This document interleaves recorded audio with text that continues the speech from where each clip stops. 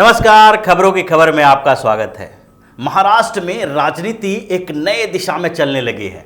अब उद्धव ठाकरे इस बात पे अड़ गए हैं कि कांग्रेस और एनसीपी के किसी दबाव के सामने अब नहीं झुकेंगे। दबाव मतलब एनपीआर और सीएए की दबाव की बात कर रहे हैं। ये पिछले कुछ दिनों से लगातार ऐसी चीजें चल रही थी जिसके कारण उद्धव ठाकरे और एनसीपी अध्यक्ष शरद पवार के बीच बिल्कुल टकराव की स्थिति उत्पन्न हो गई थी। उसके बाद कांग्रेस भी सामने आ गई और कांग्रेस के नेता भी उद्धव ठाकरे के ऊपर दबाव बनाने लगे। वो मसला था सीएए और एनपीआर को लेके। इन दोनों मामलों में कांग्रेस और एनसीपी दोनों एक मंच पे आई हुई है। उद्धव ठाकरे बिल्कुल अलग थलग पड़ गए हैं, लेकिन अलग होने के बावजूद वो टस से मस नहीं हो रहे हैं। इसके पीछे एक बड़ा कारण है, क्योंकि उद्धव ठाकरे अब इनकी पूरी साजिश को समझ चुके हैं और उन्हें एक दूसरा बड़ा आधार मिला। बहुत समय से इंतजार कर रहे थे कि कब प्रधानमंत्री नरेंद्र मोदी के साथ उनकी मुलाकात हो और वो कई मामलों पे डिस्कस करें जो दोनों के बीच तल्खियां थी, जो भारतीय जनता पार्टी और शिवसेना के बीच इतने दिनों से अनबन चल रही थी। उन सबको खत्म करने के लिए एक बड़ा आधार चाहिए था और वो आधार प्रधानमंत्री मोदी के से मिलने के बाद उनको मिला है।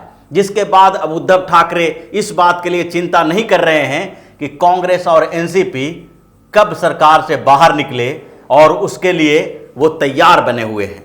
जिस तरह से उन्होंने पीएम मोदी से मुलाकात के बाद जब कांग्रेस के अंतरिम अध्यक्ष सोनिया गांधी से भी मुलाकात किए और उसके साथ साथ मोदी के साथ साथ उन्होंने आडवाणी से भी मुलाकात की, तो भारतीय जनता पार्टी के खेमे में इस बात की चर्चाएं थी कि प्रधानमंत्री नरेंद्र मोदी से मुलाकात ऐसे समय में उद्धव ठाकरे क्यों कर रहे हैं जबकि वो सीएए और एनपीआर के ऊपर कांग्रेस और एनसीपी को बिल्कुल ठेंगा दिखा चुके हैं। लगभग उनकी सहमति बन गई है। सीएए और एनपीआर के मुद्दे पर अगर किसी तरह से कांग्रेस और एनसीपी के साथ कोई टकराव होता है तो वो पीछे नहीं हटेंगे।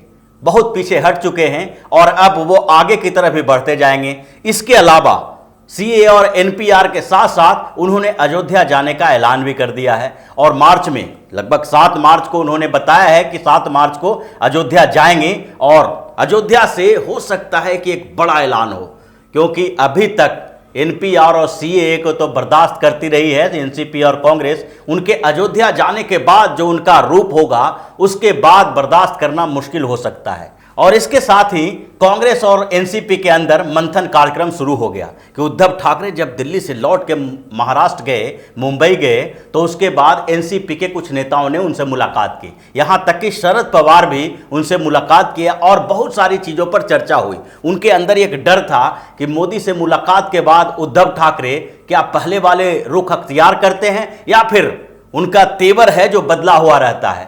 और जब इतने बातों के बाद, मुलाकात के बाद, सारी चर्चाओं के बाद भी उद्धव ठाकरे ने कह दिया कि किसी को भी सीएए और एनपीआर से डरने की जरूरत नहीं है और हम अपने पहले के बात पर कायम हैं। ये वही उद्धव ठाकरे हैं। जब सीएए को लाया जा रहा था संसद में और जब नागरिकता संशोधन बिल को पेश किया गया था लोकसभा में, तो उस समय उद्धव ठाकरे ने इस बिल का समर्थन किया था। शिवसेना पूरे जोर शोर से इस बिल के समर्थन में थी और उसके बाद जब लोकसभा से पारित कर दिया गया तो राहुल गांधी ने एक ट्वीट किया और उस ट्वीट के बाद उद्धव ठाकरे बैकफुट पे आ गए थे। उद्धव ठाकरे ने फिर राज्यसभा के लिए एक नई रणनीति बना ली और जबकि राज्यसभा में सबसे ज्यादा जरूरत थी सीएए को पारित करवाने के लिए, लेकिन फिर भी उद्धव ठाकरे तुरंत पलट गए और कई सवाल खड़ा कर दिया उन्होंने। उनका कहना था कि जब तक मोदी सरकार जो है ये हमारे सवालों का जवाब नागरिकता संशोधन विधेयक पर नहीं देती है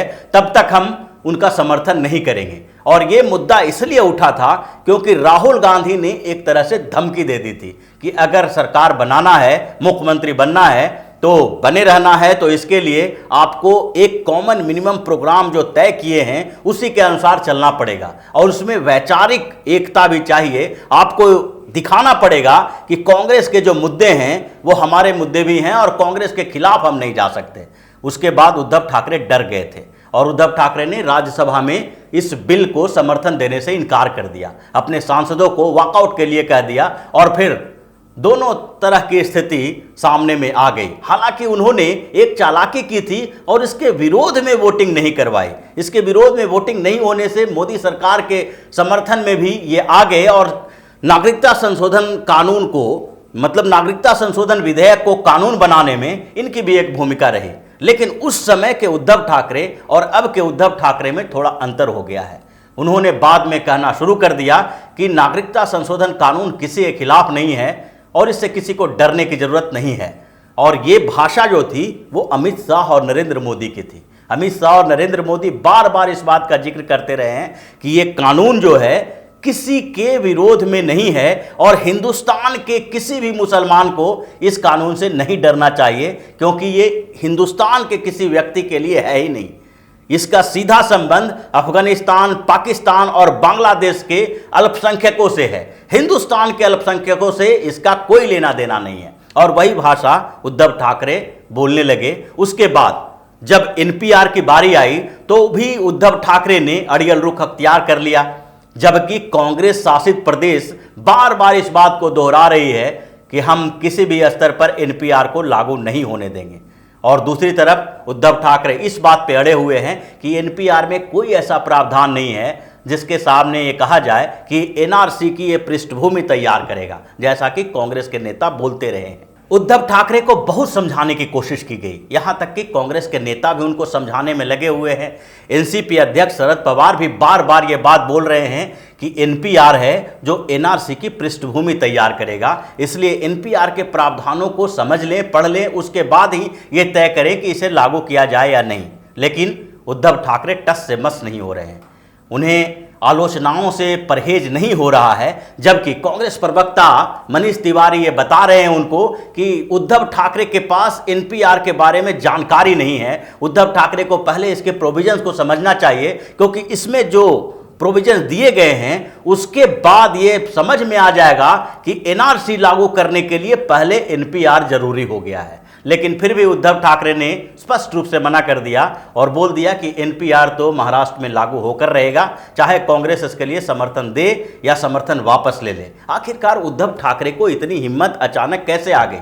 उद्धव ठाकरे पहले जिस तरह से हर बयान से पलटते जा रहे थे, कांग्रेस के एक छोटी सी भभकी पे डर जाते थे, और उसके बाद यहां तक कि कई बार उद्धव ठाकरे और संजय निरुपम जैसे लोग माफी मांग चुके हैं। हर मुद्दे पे वो पीछे हट जाते थे, चाहे वो शिवाजी का मुद्दा हो या फिर इंदिरा गांधी के अंडरवर्ल्ड कनेक्शन की बात हो। हर मुद्दे पे पहले शिवसेना के लोग कुछ बोल देते और उसके बाद कांग्रेस की धमकी के बाद माफी मांगने के मूड में आ जाते। लेकिन अब उद्धव ठाकरे बदलते नजर आ रहे हैं। उन्होंने ऐसा रुख अख्तियार कर लिया है जिसके बाद लगभग ये तय है कि अगर कांग्रेस और एनसीपी चाहती है तो वो समर्थन वापस ले ले, अगर नहीं चाहती है तो समर्थन देके हमारे हम मुद्दों के अनुसार वो सरकार चलने के साथ हमारे साथ रहे। ये हौसला जो उनका बढ़ा है वो इसीलिए बढ़ा है क्योंकि कहीं न कहीं से मोदी का समर्थन उन्हें मिल गया है। मोदी ने कह दिया है सरकार किसी की भी हो, सरकार किसी के साथ आप बनाओ, लेकिन सीएए और एनपीआर के मुद्दे पर हमारा साथ दो और हम आपका साथ देंगे। अगर उद्धव ठाकरे को मोदी से समर्थन मिल गया है तो उसके बाद उन्हें डरने की जरूरत नहीं है। और ये डर जो खत्म हुआ उनके अंदर का, कांग्रेस और एनसीपी का, उसका सबसे बड़ा कारण यही था। क्योंकि इससे पहले जब एल्गार परिषद का मुद्दा आया और उन्होंने स्पष्ट रूप से कह दिया कि राष्ट्रद्रोह के मामले में हम कोई समझौता नहीं कर सकते, ये नक्सलवादी देशद्रोही लोग जो हैं उनकी जांच तो केंद्र सरकार के अधीन ही रहेगी, उस मुद्दे पर भी शरद पवार हैं जो बहुत गुस्सा गए थे और उन्होंने सरेआम आलोचना करनी शुरू कर दी थी उद्धव ठाकरे की। उद्धव ठाकरे ने स्पष्ट रूप से कह दिया था कि महाराष्ट्र के गृह मंत्रालय जो कि एनसीपी के पास है वो इसका सुपरविजन नहीं करेगा और न ही एसआईटी जो महाराष्ट्र पुलिस की एसआईटी है वो इसकी जांच करेगी, बल्कि एनआईए को ही इसकी जांच करनी चाहिए, क्योंकि ये मामला सिर्फ महाराष्ट्र का नहीं है, कई राज्यों में इसका नेटवर्क फैला हुआ है और केंद्र सरकार के साथ उद्धव ठाकरे खड़े नजर आए। तो ये पूरा जो माहौल ऐसा तैयार हुआ है और लगभग 15-20 दिन पहले से जिस तरह से उद्धव ठाकरे ने अड़ियल रुख अपना लिया है, उससे तो यही लगता है कि उन्होंने अब सोच लिया है कि सरकार रहे या जाए, अब हमको उसी के खिलाफ ही काम करना है, अपने एजेंडे पे काम करना है। इन लोगों को पता चल गया है कि कांग्रेस और एनसीपी के साजिश क्या है। ये लोग दोनों पार्टियां जो है किसी न किसी तरह से उद्धव ठाकरे की पार्टी का अस्तित्व खत्म करना चाहती है। दोनों सरकार में तो आ गई है साथ में, लेकिन ये चाहती है कि धीरे धीरे शिवसेना की स्थिति इतनी कमजोर हो जाए कि अगले चुनाव में शिवसेना का नाम और निशान न रहे। और इस कॉन्स्पिरेसी को उद्धव ठाकरे अब समझ चुके हैं, इसलिए उन्होंने तय किया है कि अगर सरकार नहीं भी रहेगी तो भी हमें कहीं न कहीं से समर्थन मिल जाएगा और आगे के चुनावों में हम अच्छा प्रदर्शन कर सकते हैं। हो सकता है कि वो भाजपा के साथ फिर से आ जाएं, लेकिन किसी भी स्थिति में सोनिया गांधी और शरद पवार के षड्यंत्रों का शिकार नहीं होंगे। और ये हिम्मत जो बढ़ी है उद्धव ठाकरे के अंदर, वो प्रधानमंत्री नरेंद्र मोदी से मुलाकात के बाद बढ़ी है। ये मुलाकात अचानक नहीं हुई है, इस मुलाकात की तैयारी पहले से चल रही थी। और जब ये मुलाकात हुई तो उसके बाद उद्धव ठाकरे फिर से शेर बन गए हैं और उन्होंने सोनिया गांधी और शरद पवार के टका सा जवाब दे दिया कि अब एनपीआर और सीएए के मुद्दे पर हम झुकने वाले नहीं हैं। आपको सरकार में रहना है तो रहो, नहीं रहना है तो बाहर जाओ। अगर हम अल्पमत की सरकार बनेगी तो उसके बाद कोई समर्थन देने वाला है जिसके आधार पर हम कुछ समय और सरकार में रहेंगे और उसके बाद विधानसभा भंग होगी और फिर से चुनाव कराया जाएगा। तो इसी तरह की खबरों के साथ फिर से हाजिर होंगे। तब तक के लिए बने रहिए हमारे साथ और देते रहिए हमें सहयोग, ताकि इसी तरह की खबर हम आपके लिए लाते रहें। धन्यवाद।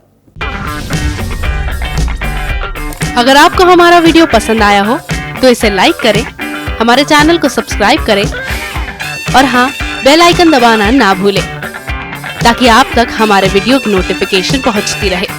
आप अपना सुझाव हमें कमेंट बॉक्स में दे सकते हैं। हमारे साथ जुड़ने के लिए शुक्रिया।